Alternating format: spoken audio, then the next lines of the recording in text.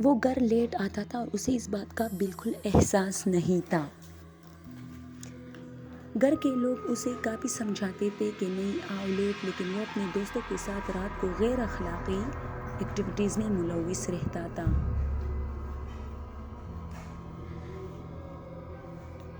اس کی امی اسے بہت روکتی تھی کہ ایسا نہیں کرو، یہ ٹھیک نہیں ہوتا، بہتر زندگی گزارنے کے لیے یہ ایکٹیویٹیز اچھی نہیں رہتی، لیکن وہ اپنی ماں پر چلاتا تھا اور کہتا تھا کہ تم غلط ہو، میں جو کر رہا ہوں وہ بالکل صحیح ہے، اور وہ اپنی ایکٹیویٹیز میں مزید ملوث رہا، دوستوں کے پارٹیز میں جاتا تھا اور وہاں آدھی رات تک بیٹھا رہتا تھا۔ ایک رات اسی طرح وہ اکیلے واپس آ رہا تھا، راستہ کافی سنسان تھا، وہ کافی اکیلا تھا، گھر کا دروازہ اس کے لیے رات دیر تک کھلا رہتا تھا کیونکہ سب لوگ سو چکے ہوئے تھے۔ وہ اکیلا آ رہا تھا اور اسے کافی خوف اس رات محسوس ہو رہی تھی۔ اسے سمجھ نہیں آ رہا تھا کہ آخر اسے خوف کیوں محسوس ہو رہا ہے۔ کچھ دیر چلنے کے بعد اسے کسی کی قدموں کی آہٹ سنائی دی۔ وہ تھوڑی دیر کے لیے روکا، اسے اپنے سامنے ایک سایہ نظر آیا۔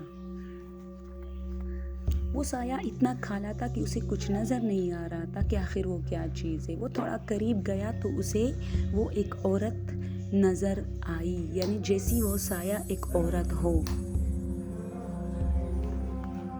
وہ سایہ کھڑا ہوا تھا، اسے ڈر لگا اور وہ وہاں سے بھاگا۔